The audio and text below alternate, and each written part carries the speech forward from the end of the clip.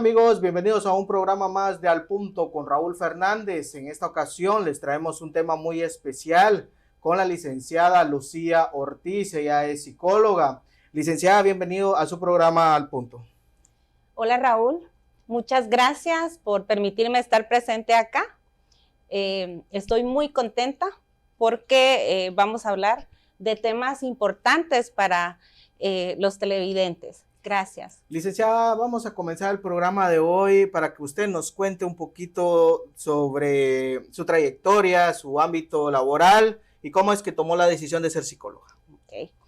Bueno, qué interesante pregunta. En el diversificado, pues a mí me gustaba platicar mucho con mis compañeros y compañeras y había alguien particularmente que tenía la confianza de contarme de su historia de vida y me decía, usted tiene madera para escuchar, tiene madera para ser psicóloga, y el interés también de poder ayudar a las personas me motivó a estudiar en la gloriosa Universidad de San Carlos de Guatemala, en la ciudad capital, y pues ahí hice mi carrera. Actualmente, pues como resido acá en Petén, tuve la oportunidad de hacer el ejercicio profesional supervisado en Las Cruces, con los familiares de las víctimas de las 2 R's, y he estado en el campo laboral a nivel universitario como profesora desde el año 2008, y como psicóloga también trabajé en la pastoral social, trabajé en el Centro de Salud de Las Cruces y actualmente pues estoy en el sector justicia en atención a víctimas de delitos. Muy bien, licenciada, vamos a entrar un poquito en el tema de psicología. ¿Qué es la psicología? ¿De dónde viene? ¿De dónde proviene? ¿Cuáles fueron sus inicios? Bueno, la psicología como tal, pues tiene bases también, dijéramos, en la filosofía. Recordémonos que los filósofos eran personas que de alguna manera se hacían muchas cuestionantes, claro, se preguntaban sobre cosas que pasaban en la vida, ¿verdad? Y inicialmente se empezó a decir entonces que la psicología era la ciencia del alma. Del alma. La psicología se ha aplicado y se aplica en varias áreas. Y vamos a decir que la psicología pues estudia el comportamiento. El comportamiento. Pero el comportamiento de nosotros surge a través de todos esos procesos que se dan en el cerebro. Es un proceso que también está influenciado por factores externos, factores internos, pero por toda la sinapsis que se da fisiológicamente. Cuando hablamos de sinapsis, esa palabrita. Nosotros en nuestro sistema nervioso central tenemos nuestro cerebro y todas las ramificaciones de los nervios que llamamos, ¿verdad? Exacto. Y los nervios tienen como sus cabecitas, dijéramos, donde se unen, ahí hace una sinapsis las neuronas. A través de esa sinapsis es que se ingresan los datos en nosotros. Nosotros con nuestro cerebro podemos pensar, podemos hablar. Nosotros también tenemos otros procesos mentales como sentir, ¿verdad? Con la piel, la inteligencia, la memoria, recordarnos, bueno, ahora ya no es tan frecuente, pero que se nos quede un número telefónico. Eso es un funcionamiento que se da en el cerebro y todos estos procesos mentales se dan influenciados por los factores externos. Pues lo que yo estoy hablando ahorita es porque tú me diste una pregunta, pero para yo responderte, dentro de mí, en milésimas de segundos, se está provocando en mi almacenamiento de la información, la memoria, ¿verdad? Está viniendo mis recuerdos, mi experiencia, y yo te puedo dar una respuesta a través del lenguaje. Eso es lo que estudia la psicología, cómo se da todos estos procesos mentales. Es subjetivo porque exactamente ahorita pues yo no podría leerte qué estás pensando, pero a través de cómo tú te comportas, a través de cómo se comportan las personas, podemos saber qué está pasando con ellas. Y muy importante en la psicología, el lenguaje. La comunicación es de las herramientas más importantes que se tienen. Por eso en los procesos de terapia psicológica, que es una de las áreas donde la psicología se puede utilizar, es sumamente importante tener el espacio para platicar, porque a través de la plática, de la conversación, nosotros conocemos cómo piensa la persona, qué siente la persona, ¿verdad? ¿Por qué siente esas cosas? ¿Cuál es su sistema de creencias? Por eso es sumamente importante el tema del lenguaje, la comunicación en la psicología. Ok, licenciada, otra pregunta que le tengo a usted para este programa es, ¿por qué es importante la psicología?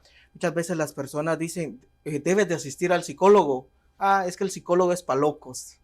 Esa es la primera expectativa que las personas tenemos dentro de la cultura guatemalteca a un psicólogo. Ah, es que él es el que mira a los locos. ¿Cuál es su punto de vista en cuanto a la importancia de la psicología? La psicología es importante porque a través de un profesional que ha estudiado cómo se dan estos procesos en el ser humano y también conoce qué herramientas utilizar para, primeramente, escuchar a las personas, ¿verdad? Luego de escucharlas inicialmente hay que elaborar un plan de atención psicoterapéutica. Ese plan debe de tener actividades y una meta a lograr, ¿verdad? Y en ese proceso terapéutico, pues se va trabajando con la persona en ese sistema de creencias, en los aspectos que la persona a lo mejor quiere modificar, quiere mejorar, ser un mejor ser humano, o esas dificultades que nos aquejan cotidianamente. Tú decías, se ha dicho que es para locos, pero ¿qué son los locos? ¿Quiénes son los locos? Más bien esto se ha tergiversado y se tiene arraigado una creencia de que la psicología ni tiene campo, ni mejor si lo hacemos de lejitos porque no va con nosotros. Pero no, la psicología nos permite, como te decía, conocernos mejor como seres humanos, trabajar en nuestra historia de vida. Muchas veces en nuestras historias de vida vivimos situaciones tensas, situaciones traumáticas, situaciones que de alguna manera nos han afectado. Y las heridas, tal como cuando nos raspamos la rodilla, si no lavamos, si no limpiamos, le curamos, esa herida pues va a causar daño y va a seguir doliendo. Hay heridas, dijéramos, a nivel emocional que también deben trabajarse, que también deben sanarse, ¿sí? Y esas para muchas personas están en su historia de vida y mucha gente opta porque nos han enseñado culturalmente que hay que callar, que de esas cosas mejor no se hablan, para que no nos vean diferentes o no nos vean que tenemos situaciones conflictivas en la vida. Pero la psicología nos permite tener ese espacio privado, ese espacio seguro con un profesional que en conjunto nos acompaña a caminar en nuestra historia de vida, a reconocernos, a sanar procesos. Hay procesos de dolor, por ejemplo, la pérdida de un ser querido, la separación de una pareja, incluso hasta cambiarte de trabajo o cambiarte de casa también representa una pérdida, un dolor. Y así hay varios aspectos de los cuales se puede trabajar en la psicología desde el área clínica. Porque tú bien me preguntabas anteriormente, pues la psicología es amplia, es una ciencia amplia y tiene diferentes campos de aplicación. Lo podemos aplicar en la educación, en lo laboral y en muchas áreas. Bien, licenciada, creo que vamos a ir a nuestro primer corte ya para entrar de lleno directamente, porque como usted ya lo comentó, la psicología pues es un campo amplio y hoy tenemos un bonito programa preparado para usted. Quédese, está en su programa Al Punto.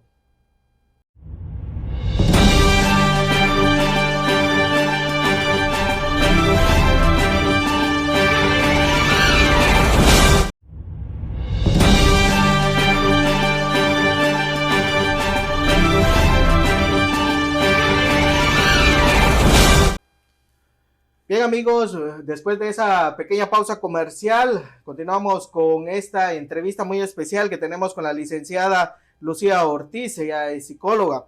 Licenciada, retomando el tema sobre la psicología, ¿cómo detectar que yo como persona necesito de un psicólogo?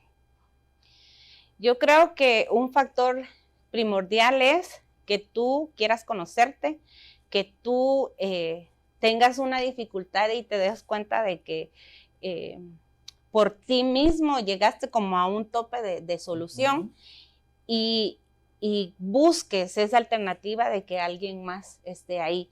A veces en nuestro caso hay personas que nos lo sugieren o nos lo recomiendan, ¿verdad? Pasa en casos de niños con comportamientos agresivos, dijéramos, entonces puede ser que en la escuela recomienden, mire, su hijo necesita ir.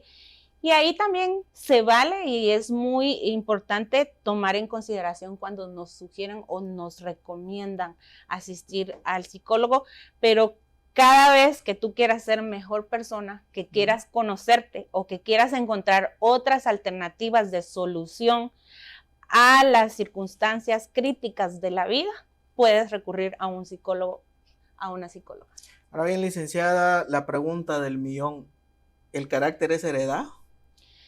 Yo más creo que el carácter de alguna manera está influenciado más que por la herencia genética o la sangre, dijéramos, que definitivamente hay cuestiones que se heredan con la sangre, pero que en relación al carácter yo creo que está muy influenciado por el contexto donde el ser humano se desarrolla, donde el ser humano crece. Desde el contexto más grande, la sociedad y los fenómenos sociales que se están dando, por ejemplo, los niños que nacieron en la pandemia, los niños que vivieron la época de los primeros años escolares en la pandemia, eso de alguna manera va a influenciarles. Los primeros 7 años son sumamente fundamentales en el ser humano. Ahí es donde los niños y las niñas absorben como esponjitas todo lo que miran, todo lo que oyen y todas esas experiencias en las cuales han estado presentes.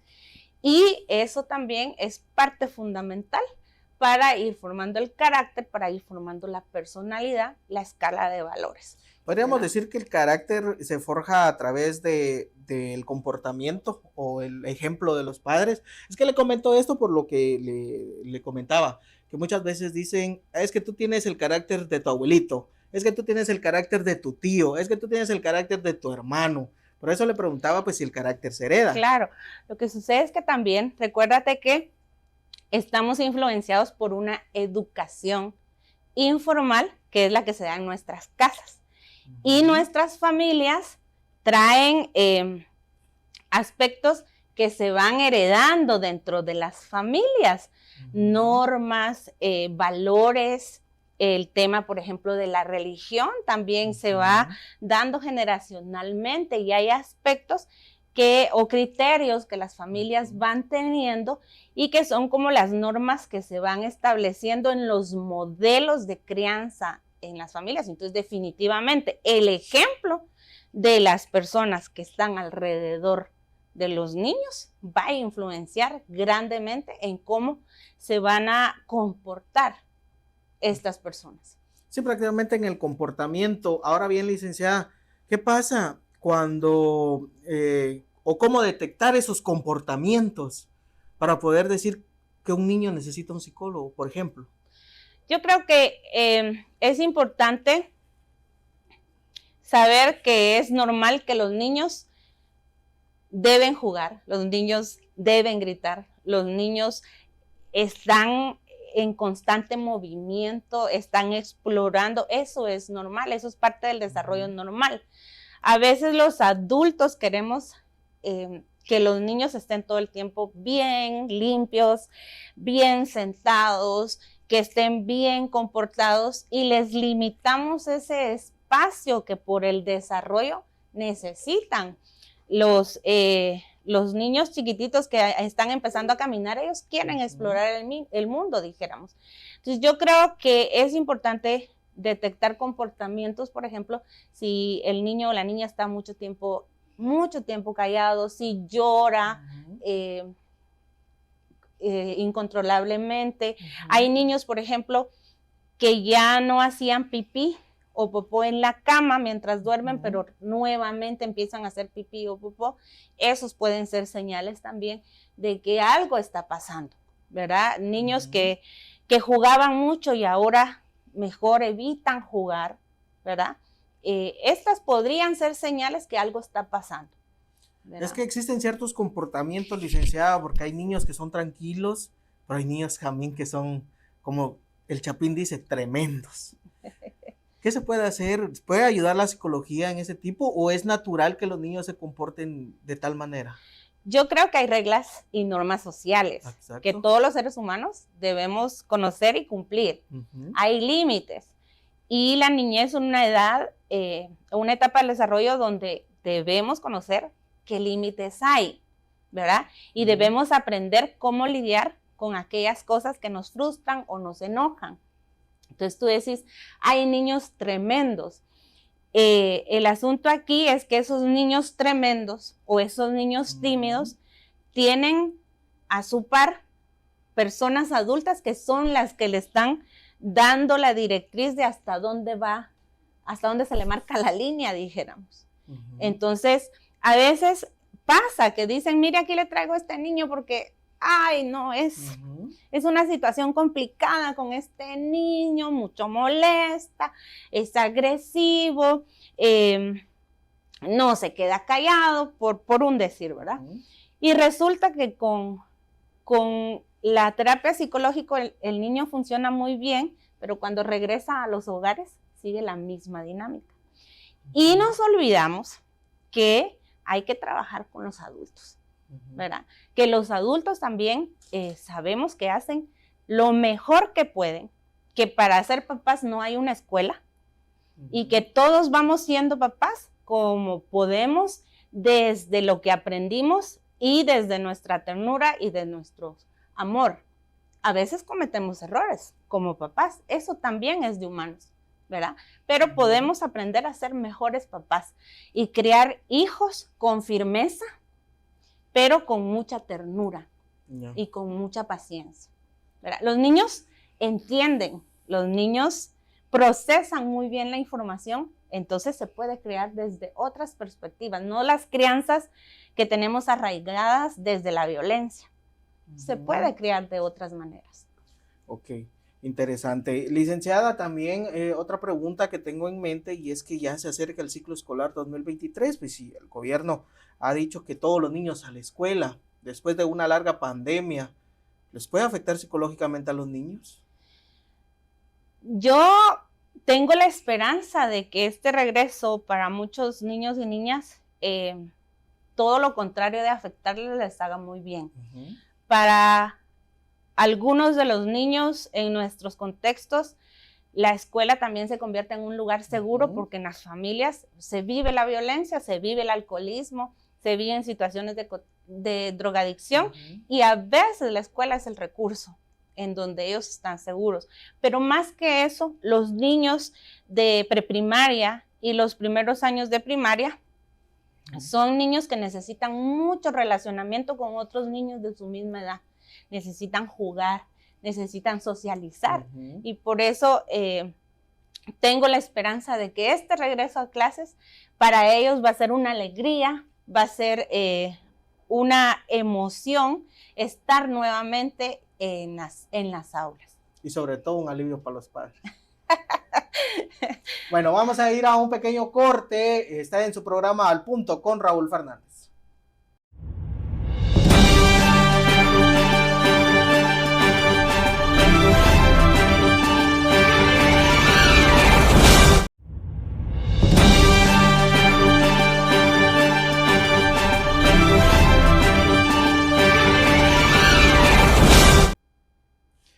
Bien amigos, continuamos en su programa Al Punto. El tema de hoy es la importancia de la psicología dentro del hogar. Para eso nos está compartiendo sus conocimientos la licenciada Lucía Ortiz, ella es psicóloga. Licenciada, otro tema que quiero tocar y que se ha dado bastante en los establecimientos educativos es el bullying. ¿Qué es el bullying? El bullying lo vamos a definir como todas aquellas agresiones, sean psicológicas, físicas o de abuso sexual que se den entre compañeros de estudio, dijéramos. Y en ese contexto van a haber como tres personajes entre este contexto del bullying. uno de estos es el agresor, ¿verdad? El estudiante que comete esos actos de violencia física, psicológica o sexual a otro. Luego está la víctima, que es quien está vulnerable y recibe estos comportamientos y estos actos, estas agresiones.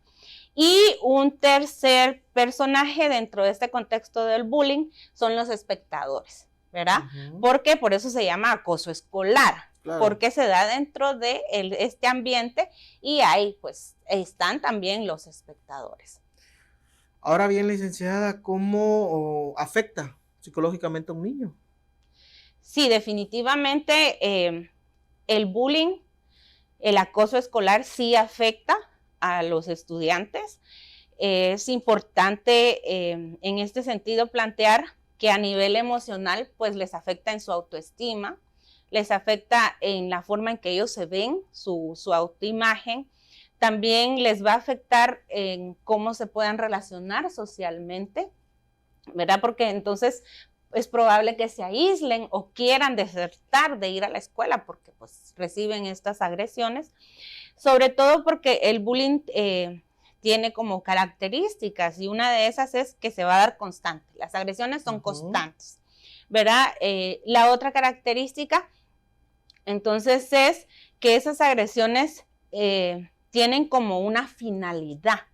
No es que te quito el sacapuntas, sino que la finalidad es que te quiero ridiculizar o te quiero verte, por ejemplo, llorar. O sea, tienen una finalidad y por eso es que se dan constante con una misma persona. Y hay otra característica, es que entonces esas agresiones, quien las comete, las hace también para humillar a la otra persona, ¿verdad? Entonces, en este sentido sí afecta a los estudiantes las agresiones que se hacen en contra de ellos. ¿Cuáles serían las consecuencias a lo que puede llevar el bullying? La deserción escolar, la tristeza, llanto incontrolable, la enuresis o la encopresis, que es lo que te decía, de que el niño ya controlaba hacer pipí o popó y nuevamente va a regresar a hacer pipí o popó, pero por una cuestión emocional, ¿verdad? Pueden haber peleas, ¿verdad? Conflictos. Se genera la división también entre los estudiantes porque se hacen grupos, ¿verdad? En donde puedan haber agresiones también. Creo que esas son algunas de las cosas en las que puede afectar el bullying. Licenciada, bueno, prácticamente esas serían las consecuencias, pero ¿el bullying puede llegar al suicidio a un niño? Sí, pero no es solo como el componente, van a haber otros factores y creo que ahí es importante desde lo que último que hablábamos en el set anterior, ¿verdad? Cómo todos los que estamos dentro del sistema educativo nos vamos involucrando, porque la alegría de que los niños retornen al ciclo escolar no depende solo de los centros educativos, de las autoridades y de los profesores. También depende de estos otros elementos sumamente valiosos como son los padres de familia, como es el barrio donde vivo, la aldea o la comunidad donde me desarrollo, porque eso también influye en mi proceso de educación formal. Y entonces el tema del suicidio, que es lo que tú lo mencionas, ¿verdad? Sí, el abuso sexual, el abuso físico, el abuso psicológico podría conllevar en algún momento a alguna persona tomar la decisión de quitarse la vida, ¿verdad? Sobre todo si tiene estas características, como te decía, frecuencia, las agresiones humillan. Pero ahí es donde fundamentalmente, y yo quiero hacer énfasis, donde los padres de familia o las familias, los núcleos familiares donde están los estudiantes, son muy importantes para acompañar, para escuchar a los hijos, a las hijas, para preguntar cómo te fue hoy, qué tareas tenés, y si a lo mejor pues yo no tuve la oportunidad de estudiar, pero estar ahí presente, estar presente con los hijos, con las hijas en los momentos que ellos nos necesitan. A veces pues ellos están en sus pequeños mundos, no digamos los adolescentes que se meten a su mundo, pero ellos nos necesitan. Entonces, estar presente con nuestros hijos, eso es importante también. Ya, licenciada, ¿cuál es su opinión? Porque muchas personas dicen, es que mi terapeuta era una chancleta de hule, un cincho de cuero. Antes en mis tiempos no existía el bullying. Y a mi mamá me decía que si me pegaban, que tirara yo otro. ¿Cuál es su opinión? ¿Será que los tiempos van cambiando? Definitivamente los tiempos cambian. Ahí sí que la constante en la vida es que hay un cambio. A mí por eso me fascina la psicología, porque la psicología le apuesta al cambio. Yo he hablado de ser una mejor persona y todos los seres humanos podemos aprendemos hasta el último día de nuestra existencia. Nuestro cerebro tiene la capacidad, tiene una plasticidad, así como la plasticina tiene una capacidad nuestro cerebro de seguir aprendiendo. Y nuestros padres o nosotros que a lo mejor crecimos con la chancleta, con el escobazo, con el leñazo, nuestros padres nos corrigieron de esa manera porque ellos aprendieron que de esa manera había que corregir. ¿Sí? Pero yo ahora puedo y tengo la capacidad de discernir aquí en mi cabecita sabiamente y decir, bueno, a mí con chancleta, pero yo cómo me sentía cuando me daban el chancletazo. Me gustaba. De veras eso hacía que yo en realidad comprendiera. ¿O será que hay otras maneras de corregir a mis hijos ahora? ¿Por qué seguir reproduciendo ese tipo de agresiones o ese modelo de crianza que conlleva agresiones físicas? Porque me estás hablando de un chancletazo, claro. Y eso es una agresión física.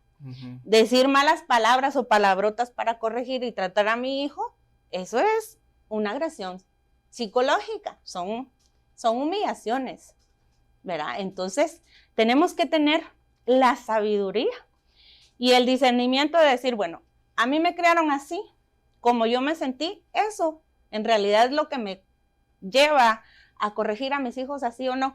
Y corre el riesgo que me cuestionen con buenos argumentos y me digan, pero es que los patojos de ahora se les habla y no hacen caso. Pero yo soy fiel creyente de que se puede criar con firmeza, enseñando límites desde el respeto, desde la ternura. Pero nos tenemos que involucrar los adultos. Los adultos tenemos que cambiarnos las creencias, cambiarnos el chip, decimos nosotros, ¿no? Nos tenemos que cambiar esas formas de lo que aquí nos enseñaron, de lo que aprendimos, de lo que creímos que era, para hacerlo distinto. Atrevámonos a hacerlo distinto. Ok, licenciada. Ahora, la última pregunta antes de irnos al corte. ¿Qué pasa con aquellos padres que van al supermercado y si uno mira al niño y hasta se revuelca porque no le compraron? ¿Está fallando ahí algo? Yo creo que el tema de los berrinches, porque lo voy a plantear como el tema de los berrinches. Plantéamoslo como berrinches. Ajá. El tema de los berrinches es algo que los adultos tenemos que aprender a manejar, sobre todo tener paciencia, hablar con nuestros hijos con claridad. Por ejemplo, antes de ir al supermercado podemos hablar con nuestros hijos y decir, bueno, vamos al supermercado a comprar estas cosas, por hoy no es posible comprar estas otras cosas. Ahí ya es la comunicación, hablar de las cosas con nuestros hijos es sumamente importante. Muchos papás, en lo que tú explicaste, por vergüenza acceden al berrinche del niño, para que no me digan, para que ya deje de llorar, para que por penita, ¿sí? Pero hay una edad en donde los niños pues se le tiene que ir estableciendo bien las reglas, dijéramos, los límites, y los niños entienden, ¿verdad? Entienden muy bien. Hace poquito me tocó a una nenita de 5 años decirle que los objetos que estaba tocando no son para jugar. Y así se lo dije. mira, nenita, esto no es para jugar, dámelo aquí. Y dame la caja entera, porque era una caja de objetos, dijéramos, que no son juguetes. Y así, con firmeza, dame y dame la caja entera. La niña se me quedó viendo y sus ojos se le llenaron de lágrimas y casi empieza a llorar. Y le digo, no, aquí no aceptamos berrinches, ¿verdad? En este momento no se pueden hacer berrinches. Mira, estos otros sí son para jugar. Okay. Y le di alternativa, pero requiere mucho de que el adulto se contenga, porque los adultos vamos ahí muchas veces explotando, ¿verdad? Y entonces fácilmente empezamos a oír que llora y ya le estamos gritando, ya le estamos jaloneando, ya le estamos regañando y no nos contenemos. Y entonces los niños con esto de los berrinches es como a ver hasta dónde dura el elástico, hasta dónde jala el elástico. Los niños ahí van a ver hasta dónde los papás ceden, ¿verdad? Y si el papá cedió, pues la próxima igual. Y si vuelve a ceder, igual. Entonces hay que aprender, porque todo se aprende, a tener mejores modelos de crianza, ¿verdad? Para que nuestros niños pues aprendan también otras formas de relacionarse socialmente, porque eso sí es importante y lo habíamos hablado. Las normas sociales son importantes. Ok, licenciada, vamos a ir a nuestro pequeño corte comercial. Quédese con nosotros, está en su programa Al Punto.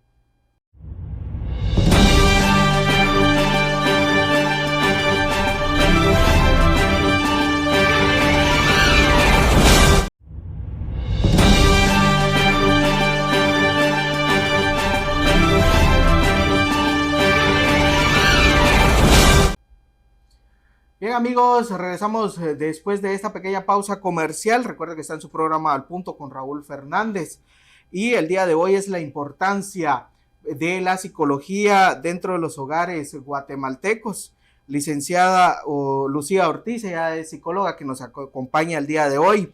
Licenciada, ya tocamos varios temas sobre psicología, pero ahora me quiero ir ya a la parte adulta. ¿Cuáles son los tipos de violencia psicológica que puede recibir una persona? Bueno, en cuanto a la violencia como tal, sí me gustaría plantear que la violencia es aprendida y que la violencia es un problema social. O sea, para la solución todos podemos aportar. Claro. La violencia sí puede ser física, puede ser sexual. Si hablamos ya más especificidades, pues puede ser económica y puede ser psicológica, como tú decís. Dentro de las agresiones psicológicas se puede dar las humillaciones, las amenazas, el chantaje, la coacción, que son algunas expresiones de la violencia psicológica que existen, ¿verdad? Ok. Ahora, licenciada, ¿cómo detectar esos tipos de violencia en una persona?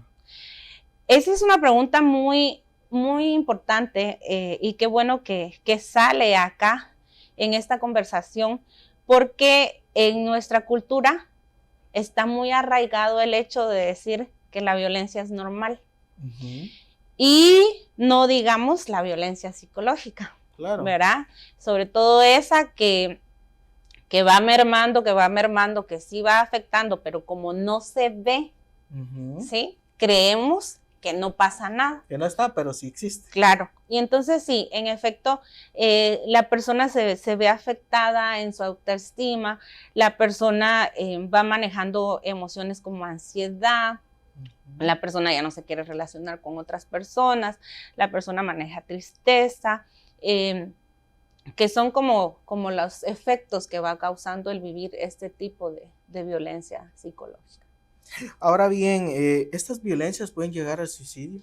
Sí, sí lo pueden llegar, ¿verdad? Si se mantiene el tema de la frecuencia de la violencia, no solo la psicológica, cualquiera de estas. Y recordemos también otro punto importante en esto, que las violencias no se dan aisladas. Claro. O sea, hablamos de psicológica, física, sexual, para entenderlas y conocerlas. Tiene que haber un entorno, claro, que afecte las propiedades y el comportamiento de la persona. Definitivamente, tú tienes razón en eso.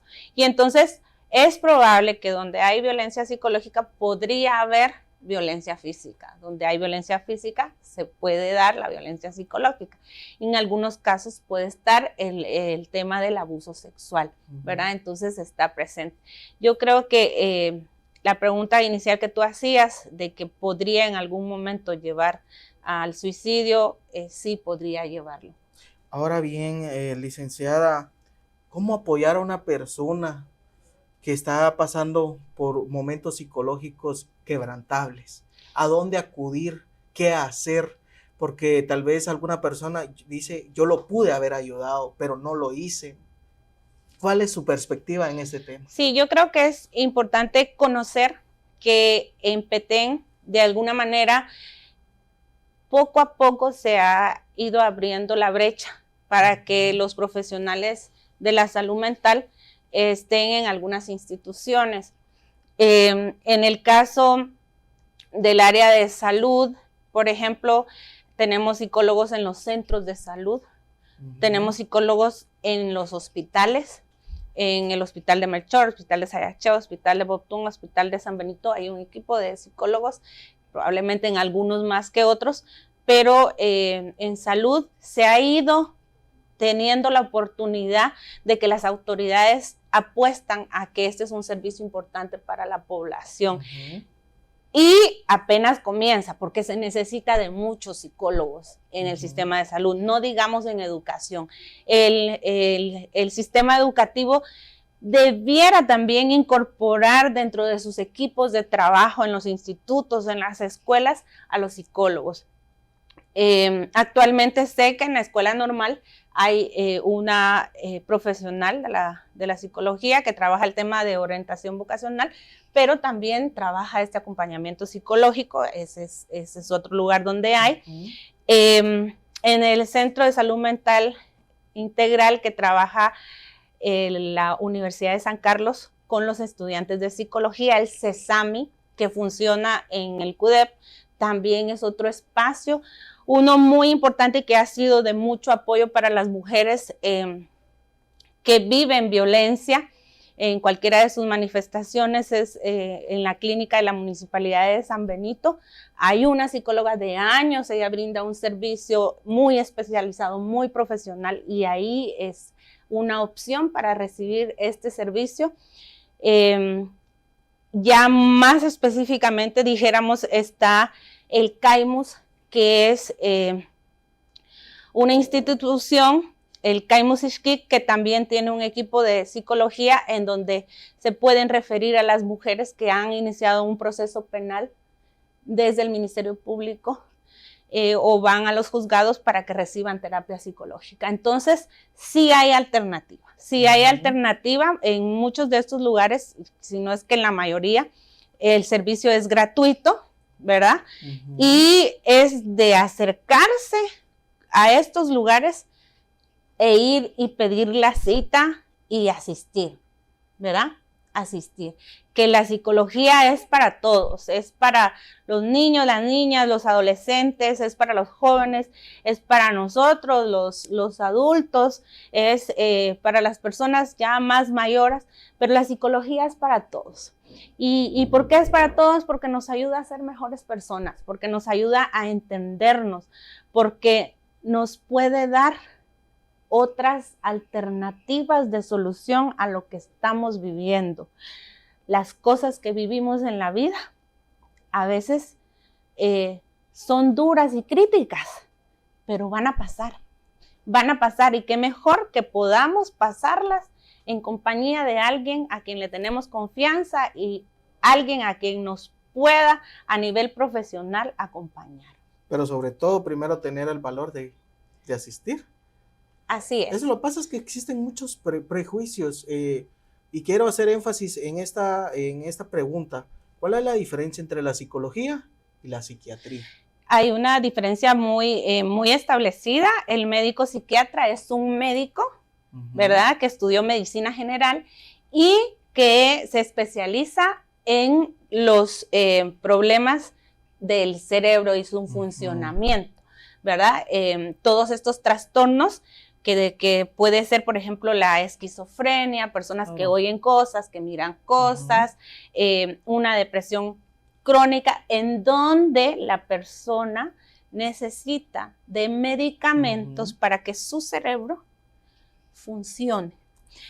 A diferencia del psicólogo, que hacemos una licenciatura en la universidad y que conocemos todo el funcionamiento también del cerebro, pero trabajamos desde la parte subjetiva y no medicamos. Claro. No medicamos, ¿verdad? Eso es sumamente delicado, y eso que lo haga un experto, un profesional. Ahí es la importancia donde podemos trabajar de la mano los psicólogos y los psiquiatras. Y es porque es ahí donde quiero yo desglosar y dejar este punto claro, por el mito de que dicen, que tú asistes al psicólogo es porque tú estás loco. O sea, son dos ramas diferentes, son dos ramas muy distintas. Y es que el tema de lo loco es, en Petén hay muchas personas que son esquizofrénicas, son personas que oyen cosas y que miran cosas, pero se da porque su cerebro yo no sé, disculpen el ejemplo que voy a relacionar o la asociación que voy a hacer, es como el motor de la moto o el motor del carro, cuando tiene un corto, claro, tú lo llevas al taller y ¿qué le hace el mecánico? Buscar el origen del problema. ¿Y qué le hace? Un chapuz, ¿sí? ¿Qué pasa con las personas que, por ejemplo, ven y escuchan? Necesitan que el medicamento les haga funcionar su cerebro adecuadamente, claro, ¿verdad? Entonces se ha creído, aquí en Petén yo he escuchado, he visto que la gente cree, está loco, o por otro lado la gente dice, está embrujado, porque claro, aquí en Petén pues eso se maneja con frecuencia dentro de la población, y no es así. Hay que creer también en la medicina y en la ciencia y buscar que un médico descarte, si es, por ejemplo, esquizofrenia, buscar ayuda de un psiquiatra, ¿verdad? Y ahora bien, si es algo que se puede trabajar con un psicólogo, hacerlo desde ahí. Recordar que nosotros los psicólogos es muy importante esto que hoy hicimos aquí contigo, platicar, conversar, conocer. Tú venías y me hacías preguntas y yo iba, y a raíz de eso, pues, en este momento hermoso que me das la oportunidad de tener, ir conociendo. Y así funciona la psicología también, con el diálogo, con la comunicación, con una entrevista, con preguntas, pero donde la riqueza está, que el que asiste se conoce y se hace un mejor ser humano. Ok, licenciada, lastimosamente pues se nos ha acabado el tiempo, amigos. Nosotros quisiéramos llevarles más de este tema, pero lamentablemente es muy extenso, pero esperamos que llevarles estas pinceladas de lo que es la psicología y tomar en cuenta su importancia y tomar en cuenta también en qué nos puede ayudar en la vida dentro de las familias de la sociedad guatemalteca. Nos vemos en un próximo programa.